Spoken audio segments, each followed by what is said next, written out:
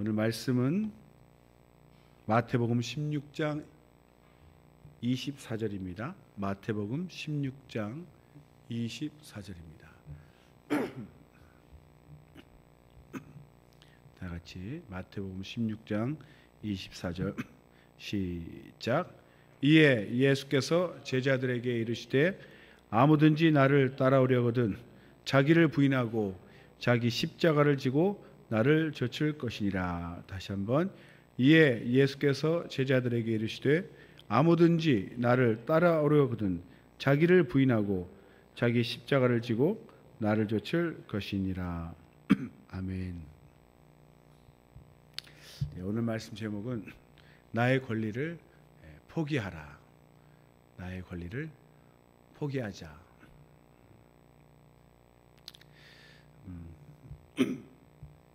우리가 예수님 알기 전에는 내가 가장 소중한 존재였습니다. 모든 것이 나에게 초점이 맞춰져 있고 나에게 유리한 것이 좋은 것이죠. 우리가 축구 게임을 봐도 우리나라하고 친한 나라가 우리 편인 거죠. 두 나라가 이제 게임을 하는데 어느 한쪽이 우리나라하고 친하면 그쪽을 응원합니다. 그래서 그 가운데 중심에 내가 있는 거죠. 내가 항상 나에게 유익하면 그건 이로운 것이고 나에게 해로우면 나쁜 겁니다. 모기가 나쁩니까? 좋은 곤충인가요? 나쁜 곤충인가요? 다 주님은 이제 뜻이 있어 만드셨을 텐데 우리 사람에게는 굉장히 좀 무익하죠. 잘못 물리면 병도 앓을 수 있고. 그래서 해충이라고 하지만 어디까지나 그건 사람 기준입니다. 사람 기준. 그런 것처럼 항상 하나님 알기 전에는 내가 기준이기 때문에 이제 모든 걸 내 중심으로 판단을 하죠. 그런데 하나님 믿고 난 다음에 변화가 일어나죠. 중심이 나에게서 하나님께로 갑니다. 그래서 전에는 모기는 해충 이랬는데 그 말 하기 전에 하나님 왜 모기를 만드셨을까? 한번 생각을 해보지 않습니까? 이렇게 뭔가 우리는 이해할 수 없지만 하나님이 다 뜻이 있어 만드셨을 텐데 이번에 바이러스 때문에 얼마나 우리가 고생을 합니까? 천하의 미물 중에 미물이 바이러스인데 바이러스 때문에 천하의 최고 고등한 동물이라고 하는 사람이 이렇게 발발발 떨고 있잖아요. 보이지도 않고 냄새도 안 나고 보이지 않는다는 게 굉장히 큰 무기인 것 같아요. 그래도 파리나 모기는 보이니까 잡을 수라도 있는데 이거는 걸리기 전까지는 보이지도 않습니다. 그럼 왜 만드셨을까? 정말 이렇게 무슨 멸종을 위해서 만드셨는지. 어쨌든 그 눈에 안 보이는 작은 미물에 의해서 세포가 다 깨어지고 결국 사람이 이제 죽게 되는 거죠. 눈에 안 보이는 것들이 가장 하등한 것들이 오히려 안 보이기 때문에 더 무섭고 우리 몸에 들어와서 우리를 해칠 때 꼼짝없이 당하지 않습니까? 그래서 이제는 모든 것을 생각할 때 하나님 중심이 되는 거죠. 그래서 모든 것을 판단하거나 결정하기 전에 하나님께 물어봅니다. 이거 왜 이렇게 되는 거죠? 내가 결정하지 않는다는 거죠. 하나님께 물어보고 하나님 뜻에 따라 결정하고 또 하나님 뜻이 무엇인지 그 뜻에 우리를 맞춰 나가는 거죠. 그래서 신앙이 성장한다는 것, 믿음이 자란다는 것이 과연 무엇일까? 그래서 우리가 이렇게 기도할 때도 뭘 이렇게 달라고 그러죠. 이거 해달라고, 이거 해달라고. 그런데 그게 안 되면 어떻게 하죠? 구했는데 응답이 오지 않으면 응답이 올 때는 사실 큰 문제가 없는데 내가 원하는 응답이 오지 않을 때 그 반응이 그 사람의 믿음을 그 사람의 신앙의 성숙한 정도를 나타냅니다. 자기가 원하는 것이 오지 않을 때 하나님을 원망하고 하나님 앞에 불평하는 사람은 여전히 어린 믿음이죠. 자기 중심적이죠. 내가 달라는 걸 주지 않는. 그러니까 그 아주 어린 아이처럼 나이가 뭐 이렇게 부모님께 요구했는데 안 사주면 막 울고불고 땡깡 피죠. 어리죠. 어릴수록 세상에서도 자기 중심적입니다. 가장 어린 아이가 자기 중심적이죠. 자기 뜻대로 안 되면 울음이나 어떤 그런 의사 표현을 막 하죠. 그러나 지각을 사용해서 이제 성장하면 왜 이것이 오지 않았을까 생각하게 되고 또 여쭤봅니다. 이 지능이라는 것이 하나님이 이렇게 주신 거죠. 하등한 생물에게는 없는데 좀 고등한 동물들은 사람뿐 아니라 이렇게 지능이 있습니다. 그래서 이 생각을 할 줄 알게 되고 그 생각하는 기능 때문에 학습이 돼요. 뭘 한번 알려줬는데 잊어먹고 매번 알려줘야 되는 그런 하등한 지능이 낮은 그런 동물은 학습이 되지 않습니다. 그렇죠? 매번 알려줘야 돼요. 그런데 이 지능이 있는 사람보다 뭐 사람같이 높지는 않더라도 개들 우리 개 많이 키우죠. 요즘 강아지라고 그래요. 큰 개도 강아지라고 그래요. 그 강아지들은 어린아이 같은 지능이 있거든요. 어린아이 정도의 수준에. 어떨 때는 어린아이보다 사람처럼 똑똑한 개도 있어요, 사실.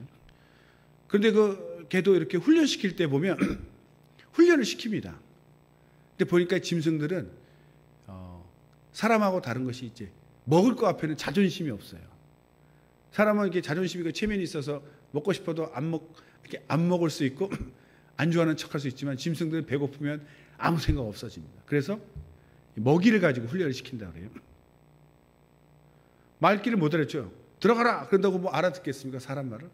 그러니까 개를 훈련시킬 때도 이 집에 들어가라 그러는데 개가 먹으려고 하는데 안 줍니다. 그러면 개가 왜 안 주지? 그러고 앉아보기도 하고 서보기도 하고 이런저런 했는데 계속 안 돼요. 그러다가 어떻게 집에 쑥 들어갔더니 그때 먹이를 주는 거야. 그걸 몇 번 하게 되면 내가 저 먹이를 먹기 위해서는 저 집에 들어가야 되는구나. 이렇게 해서 학습이 돼서 그 다음부터는 배고프면 알아서 집으로 딱 들어가죠. 그럼 이제 주고. 지능이라는 것이 생각할 수 있는 능력 아닙니까? 이런 일반 짐승들에게도 그런 지능을 주셨어요. 사람에게는 정말 특별한 고등 그런 지능을 주어서 신하고 교제할 수 있어요. 사람끼리뿐만 아니라 영적인 존재인 하나님하고도 이렇게 교제를 할 수 있습니다. 그래서 신이라는 영적 존재에 대해서 인식을 합니다. 인간보다 초월한 존재인 신이라는 존재가 있다. 그리고 그 기도라는 형식을 통해서 신과 이렇게 교제하는 거죠.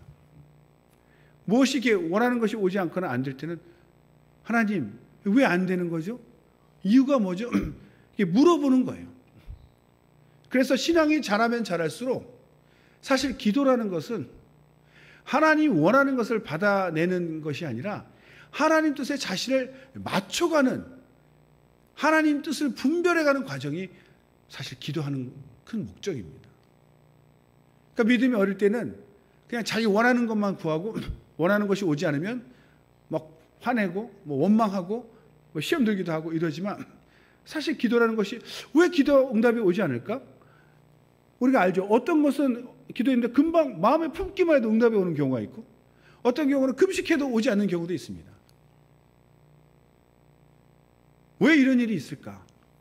그런 걸 통해서 내가 노력해서 사실 우리가 기도하지만 내가 노력한다고 간구한다고 해서 받을 수도 있고 안 받을 수도 있고 아니 그렇게 별로 깊이 구한 것도 아닌데 응답이 오고 이런 여러 가지 경우를 통해서 생각하게 되는 거죠. 사람이 하나님 앞에서 과연 기도가 뭐고 응답이 뭔가. 저도 깨달은 것은 내가 구한 것이 하나님 뜻에 맞으면 받을 수 있고 하나님 뜻에 안 맞으면 금식을 백날을 해도 못 받는구나. 그러니까 결국 주권이 하나님께 있구나. 그걸 깨닫게 되는 거죠. 모든 주권은 하나님께 있고 응답을 주시는 분은 하나님이시고 그분 뜻에 맞을 때 응답이 오는 거죠. 그러니까 신앙이 성장할수록 응답이 오지 않을 때 원망하는 것이 아니라 내가 구하는 것이 하나님 뜻에 맞지 않나 보다. 또는 때가 아직 아닌가 보다. 모든 것을 하나님께 초점을 맞추고 나를 비우게 되고 하나님 중심으로 하나님께 모든 것을 맞추게 되니까 믿음이 성장할수록 불평불만은 없어집니다. 하나님 중심으로 바뀌게 되는 거죠. 그래서 하나님을 알게 되고 하나님 은혜 받고 주님을 따르는데 예수님께서는 나를 따라오려거든 너 자신을 부인해라. 이때까지는 모든 주체, 결정의 주체도 나였고 우주의 중심도 나였고 나를 위해서 나 때문에 내가 모든 이유였습니다. 모든 삶의 목적이나 존재 이유가 나였죠 다. 그런데 그것이 부인된다는 것이 말이 자기를 부인하는 것이지 얼마나 그것이 힘들고 어려웠습니까? 태어나서부터 예수 믿기 전까지 자자손손 손조로부터 아주 유전적으로 이 받아온 이 죄성이 있는데 그것이 쉽게 그렇게 바뀌지는 않는다 이거죠. 그래서 우리가 성경을 읽고 말씀을 듣는 이유도 하나님 앞에 내 모습이 어떠한 존재인가 그것을 발견하려고 하는 거죠. 내가 누군가, 내가 어떤 사람인가. 그것이 발견되지 않을 때는 여전히 내가 주체가 되어서 내가 모든 것을 하려고 그래요. 모세가 애굽의 왕자였습니다. 이집트 왕자. 그 시대에는 지금 미국처럼 전 세계 가장 강력한 패권 국가의 왕자입니다. 얼마나 권세가 대단했겠어요. 모든 애굽의 그 고급 학문과 학술과 기술을 다 배우고 힘도 좋았어요. 사람을 쳤더니 사람이 죽을 정도로 힘도 좋았어요. 완벽하게 인간적으로는 육체적으로는 완벽하게 갖춘 사람이에요. 그런데 그가 자기가 이스라엘 민족인 것을 알고 동족을 도우려고 그 이스라엘 사람 때리는 애굽 사람을 이렇게 때렸는데 죽어버렸어요. 얼마나 힘이 좋은지. 그런데 살인죄는 왕자도 피할 수 없나 봐요. 그래서 결국 발각이 나서 도망갔는데 그때 충격적인 말을 듣지 않습니까? 자기는 이스라엘 백성을 구하기 위해서 과실치사죠.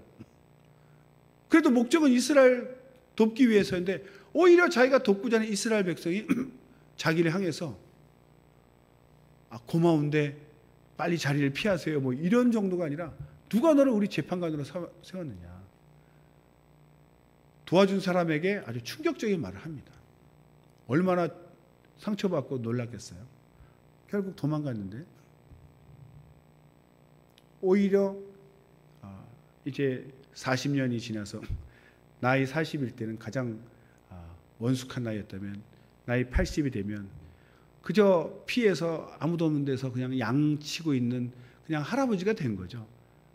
누가 봐도 애굽의 왕자라는 것은 다 사라지고 그냥 나이든 늙은 힘없는 말도 어눌해. 그 학술과 언어에 능통했던 모세가 뭐 양하고 하도 오래 있어서 그런지 사람 말을 잊어먹었는지 말을 안 하고 살아서 그런지 말이 어눌해져요. 외국 오래 살면 말이 좀 어눌해지죠. 말을 못하다 보니까 이게 한국말이 잘 빨리빨리 안 나와요. 신기하게. 저는 알게 됐어요. 막 한국 사람끼리 있을 때는 귀로 의식하지 못하지만 계속 한국말 들으니까 이 말이 나오는데요. 듣는 양이 줄어들면 이게 나오는 것도 잘 안 나오더라고요. 아무튼 그런 게 있었습니다. 그러니 그냥 양만 쳤다고 생각하면 사람하고 대화 안 해서 그런지 어쨌든 말도 이제 못하는 그런 존재가 됐어요. 그런데 하나님이 그때 모세를 부르셨거든요. 어떻게 이런 일이 있을까? 결국 하나님은 인간적으로 가장 잘나고 뛰어나고 능력 많은 그런 사람 부담스러워 하시는 것 같아요. 모세가 자기 능력으로 이스라엘 백성을 구하고자 할 때, 그 이스라엘 백성을 구하고자 하는 것은 하나님 뜻입니다. 하나님 이스라엘 백성을 사랑하시거든요. 그러니까 이스라엘 백성을 구원하고 돕고자 하는 마음은 하나님 마음에 합했어요. 그러나 모세가 가진 능력으로, 자기의 능력으로 하나님께 쓰임받고자 하나님 일할 때는 하나님 받지 않으셨어요. 왜냐하면 언젠가는 사고를 치거든요. 잘하면 잘할수록 자기 의가 쌓입니다. 자기 능력이라고 생각해요. 자기의 권세, 자기 어떤 능력들, 그런 모든 것들이 자기 거라고 생각하기 때문에 문제를 해결하고 나면 자기를 드러내게 돼 있다. 사실 그 모든 능력도 하나님이 주신 거죠. 모세를 그렇게 애굽 왕자로 들어가게 발견돼서 애굽 왕자로 키우신 것도 다 하나님이십니다. 그런데 막상 모세는 그것이 자기 것이라 생각하고 자기 것으로 하나님 도우려고 할 때는, 하나님 일하려고 할 때는 하나님 오히려 받지 않으시고, 그러나 그 모세가 이스라엘 백성을 구하고자 했던 하나님 마음에 합했던 그 마음은 기억하시고, 이제 인간적으로 다 힘이 없고 이제 나는 마음만 있지 한때 참 젊을 때 내가 그런 생각을 했었다라는 추억으로 끝날 그때 하나님은 다시 부르신 거죠. 처음에 네가 애굽을 구하고자, 아니 이스라엘을 구하고자 했던 그 뜻을 이제는 펼치라 이거죠. 근데 이미 인간적으로는 모든 자기가 갖고 있는 기능이 다 쇠했기 때문에 저는 할 수 없습니다, 이렇게 인간은 나오는 거죠. 그때 하나님 쓰시는 거예요. 나는 할 수 없습니다 할 때, 자기가 가진 것이라고 생각했던 그 모든 능력들이 다 소진해서 없을 때, 그때 이제 하나님이 능력을 주시는 거죠. 이적들을 보여주면서. 그러니까 하나님은 우리가 가진 것, 사실 우리가 가진 것도 하나님 주신 것인데 사람들은 착각하죠. 자기 것이라 생각하고 자기 것으로 하나님 일할 때는 하나님이 그가 열심히 하나님 일하고 교만해서 타락할까 봐 오히려 안 쓰시고, 저는 하나님 도와드릴 것이 이제 하나도 남지 않았습니다. 아무것도 없어요. 저는 마음은 있지만 이제 하나님 도와드릴 수 없습니다. 무능한 자가 되었어요. 그럴 때 그래, 그 마음만 갖고 오라 이거죠. 그 마음에 하나님의 것으로 하나님의 능력을 채워서 쓰시니까, 모세는 하나님의 일을 이스라엘 백성을 구했지만 다 그 표현과 이적이 하나님께로부터 왔다는 걸 알기 때문에 그는 절대로 결코 교만해질 수가 없는 거죠. 하나님이 우리를 쓰시되 우리가 쓰임받고 교만해져서 타락하는 걸 원치 않기 때문에 완전히 겸손해져서 전적으로 이건 하나님이 하셨습니다, 하나님의 것으로 하셨잖아요, 그런 고백이 나와서 타락하지 않는 겸손한 그런 마음이 될 때 하나님이 그때서야 안심하시고 쓰시는 거죠. 일하고 나서 교만해지고 타락해지지 않을 더 낮아진, 완전히 낮아진 그때 하나님이 우리를 쓰시는 거죠. 그런데 이것을 깨닫기 전까지는 여전히 우리는 내가 가진 것, 내 능력이라고 생각합니다. 내 것으로 뭔가 하나님 일해서 하나님 기쁘시게 하려고 하죠. 그런데 결국은 그 결과는 교만해집니다. 타락하게 돼요. 쓰임받고 버려지게 됩니다. 하나님 그걸 원치 않으신 거예요. 자기를 부인한다는 것이 무엇입니까? 내가 뭔가 할 수 있다. 아직도 나라는 게 살아있을 때는 일이 안 된다는 거예요. 성경을 읽고 하나님 말씀 보는 것, 하나님 앞에 나아가는 건 아닙니까? 하나님 말씀을 통해서 하나님이 뭐라고 말씀하시는지를 나를 향해 말씀하시고 그 말씀 앞에 나를 발견하는 거죠.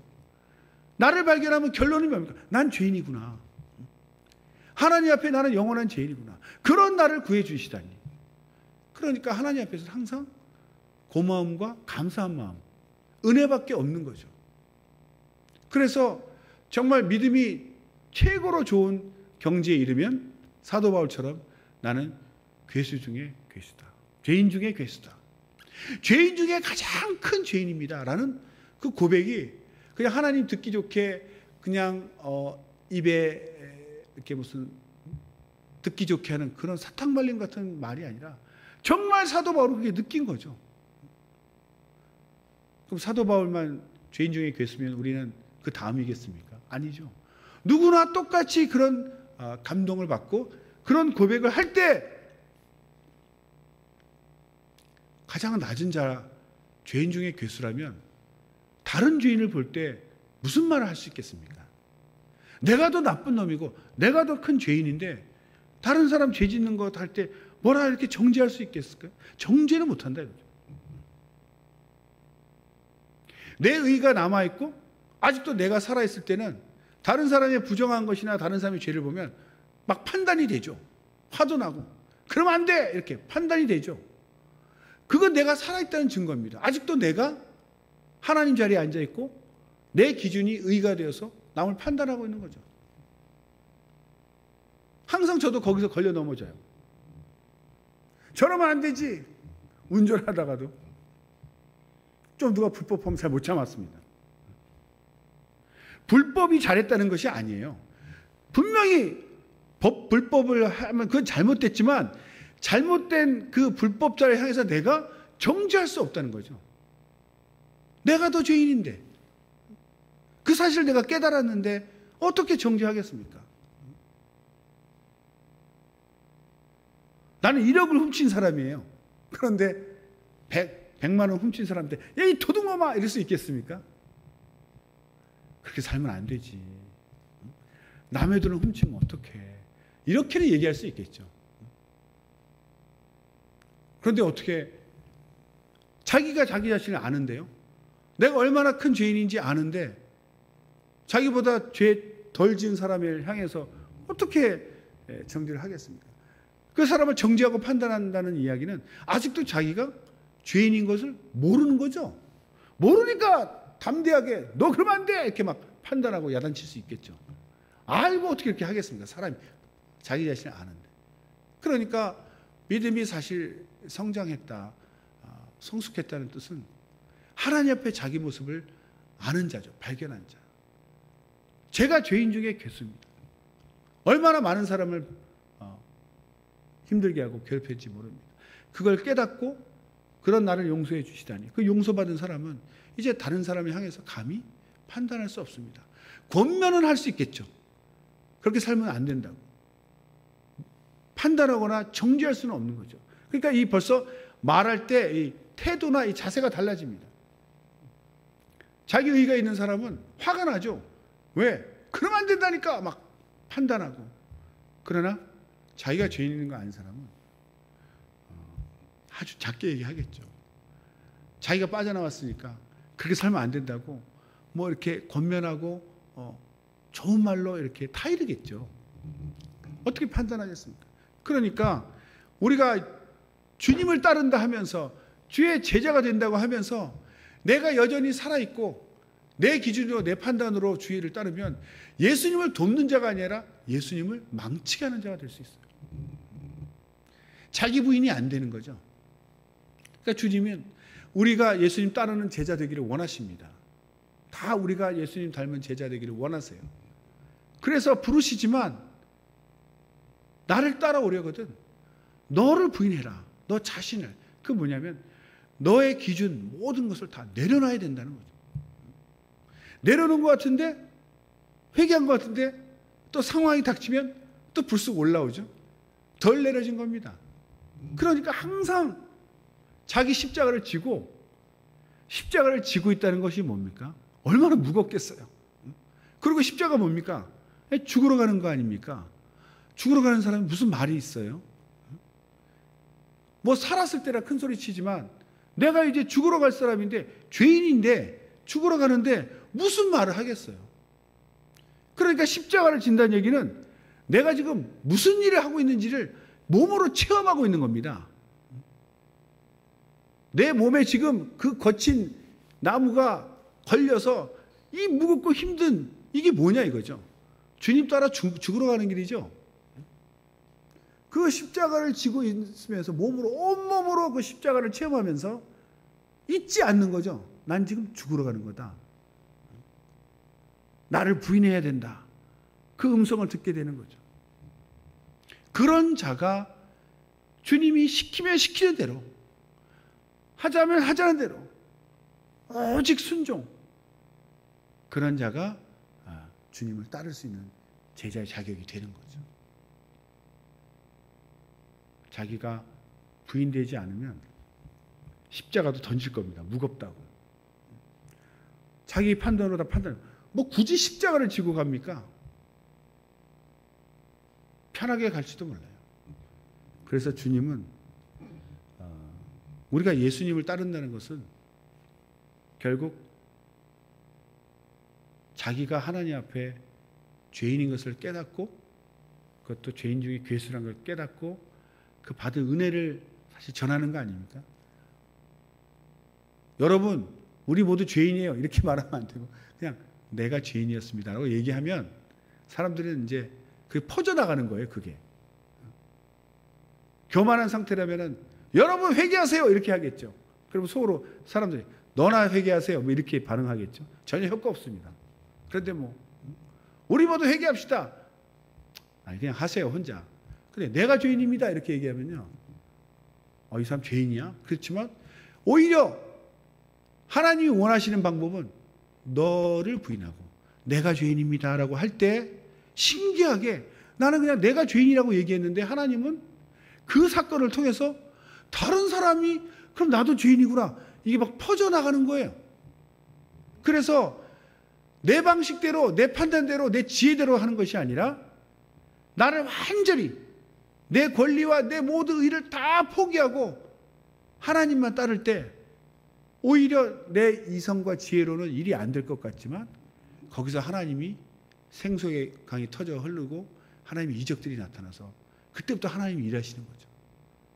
하나님 시킨 대로 했더니 물이 포도주가 되는 것처럼 그냥 나 죄인입니다, 나 죄인입니다 라고 내가 죄인 중에 괴수예요라고 하나님 앞에 회개하는 그 모습을 간증할 때 내가 죄인이라고 얘기했는데 그걸 들은 사람들이 저도 죄인입니다, 저도 죄인입니다 하고 따라 나온다 이거죠. 그게 하나님의 이적이죠. 절대로 남을 정죄하거나 판단해서 넌 죄인이란 말이야 알려줄 때는 듣지 않습니다. 당신이야 잘하세요. 오히려 공격당하죠. 그런데 내가 죄인입니다라고 얘기할 때는 당신 죄인이야 얘기하지 않았는데도 내가 죄인입니다라고 하나님 시킨 대로 나만 얘기했더니 하나님이 그걸 통해서 다른 사람들까지 회개가 일어나게끔 하나님이 하시는 거죠. 그러니까 아는 거죠. 이건 내가 하는 게 아니구나. 하나님이 하시는구나. 내 판단, 내 지혜로 알려줘도 사람들 믿지 않습니다. 그래서 우리가 주님을 따르려면 자기를 부인하라는 얘기는 내 권리, 내 지혜, 내 능력, 내 것이라고 생각했던 모든 것이 사실은 내 것이 아니고 하나님 것이기 때문에 다 포기하는 거죠. 그리고 오직 로마서 12장 1절 말씀처럼 내 몸을 거룩한 산제사로 그냥 드리는 거예요. 나를 통째로 드리는 겁니다. 나를 받으세요. 내 권리 다 포기하고 나를 받으세요라고 전적 순종을 하나님 앞에 고백할 때 그때 하나님이 쓰시고 당신의 이적을 나타내셔서 우리로 알게 하는 거죠. 내가 순종했더니 하나님이 일하시는구나. 내가 결코 하는 것이 아니고 하나님이 하시는구나. 그래서 우리는 끝까지 겸손하게 겸손을 유지하면서 주님을 따라갈 수가 있습니다. 우리는 항상 하나님 앞에 나를 볼 수 있도록 말씀을 보고도 나를 보고 끝없이 나를 회개하고 나를 부인해서 내 입에서는 오직 예수님과 예수님의 은혜만이 나올 수 있도록 내게 베푸신 예수님의 은혜만을 증거하면 그 이후는 주님이 책임지시고 주님이 일하십니다. 주님의 이적으로 내 능력을 초월한 하나님의 일하심을 발견하게 되는 거죠. 우리 모두가 그렇게 하나님께 끝까지 귀하게 쓰임받기를 예수 이름으로 축원합니다. 기도하겠습니다. 기도할 때 정말 하나님 나를 보게 하시고 나를 회개하게 하셔서 오직 주님만 따르고 내가 얼마나 하나님 앞에 큰 은혜 받은 자인지 깨달은 그 은혜 가운데 주님을 따르게 해달라고 다 같이 예수여 두 번 부르기도 하십니다. 예수여.